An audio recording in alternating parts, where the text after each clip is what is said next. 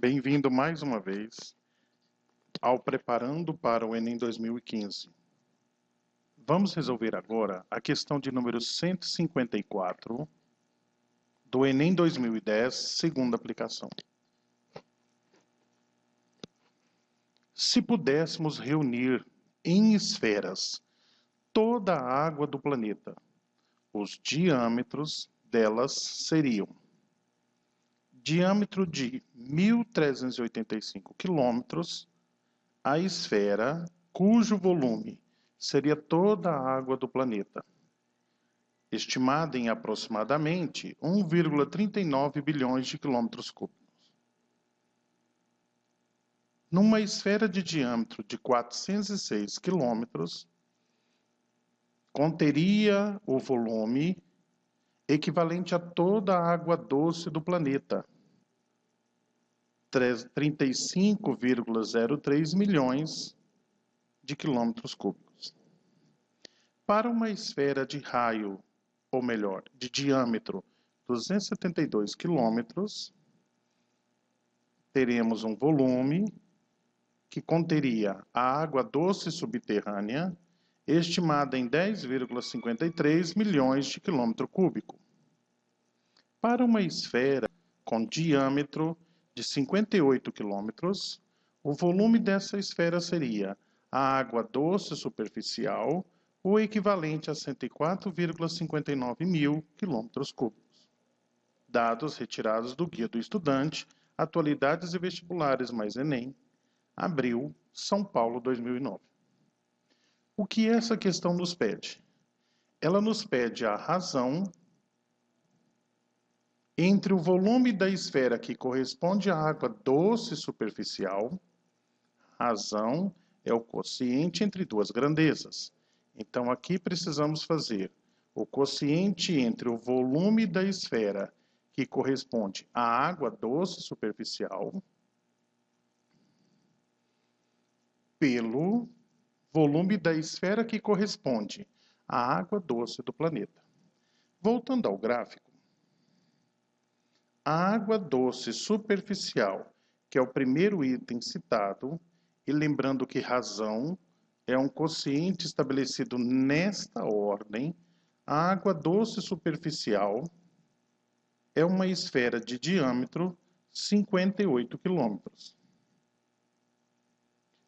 A água doce do planeta corresponde a uma esfera de diâmetro 406 quilômetros. Vamos à razão. A razão deve ser estabelecida entre a água doce superficial e a água doce do planeta. O volume dessas águas estão em esferas. Suponhamos que a primeira esfera, de raio menor, seja aquela que contém toda a água superficial, água doce superficial.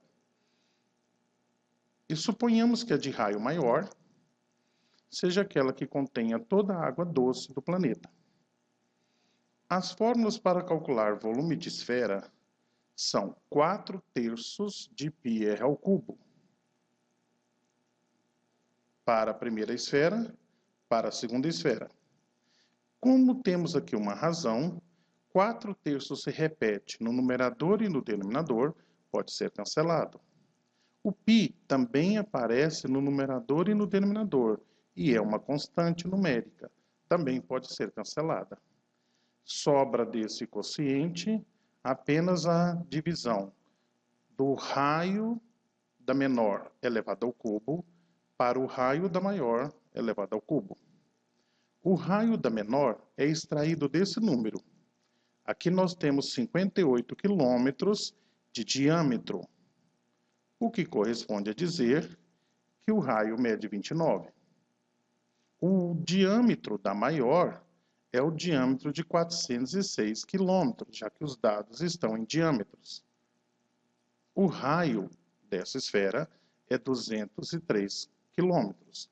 Lembrando que o diâmetro é uma medida de comprimento que mede o dobro do raio. Portanto, a divisão dos dois por 2. Trabalhamos assim com metade dos valores. O que há em comum entre os dois é que estão elevado ao cubo. Primeiro, fica mais fácil os cálculos, simplificar essa fração. Primeiro, tentem dividir numerador e denominador por um mesmo número, o que aqui poderia ser a divisão de ambos por 29. Essa divisão é exata para numerador e denominador e resultou na fração 1/7. Agora, só resta elevar essa fração ao cubo. A fração 1/7 elevada ao cubo corresponde ao valor 1/343, que é o valor exibido na alternativa de letra A.